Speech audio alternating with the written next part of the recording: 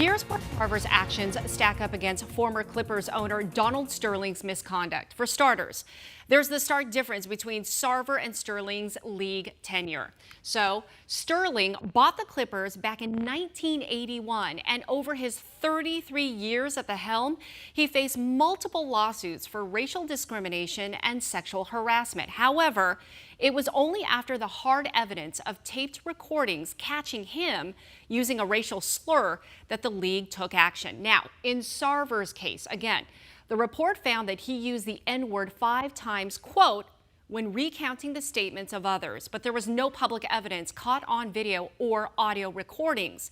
Timing was also a huge factor in the NBA's decision. With Sterling, the recording confirmed immediate racial issues with the former owner. The NBA's report into Sarver noted many of his accusations happened well over a decade ago. Investigators say they attempted to verify statements and undocumented interactions, but noted in the report that they faced tainted memories from witnesses who had already seen the ESPN article. Players also reacted very differently to accusations against their owners. So take a look. Almost immediately after Sterling's tapes were published on TMZ, Clippers players made public demonstrations, and other NBA stars called for his removal. Now, in Sarver's case, months after the ESPN article was published, no players are calling for him to be out. However, we could still hear reaction on Suns Media Day, which is now 12 days away. But on paper, it's a very different reaction from the league to similar actions from its owners. Again, Sterling was forced to sell the team.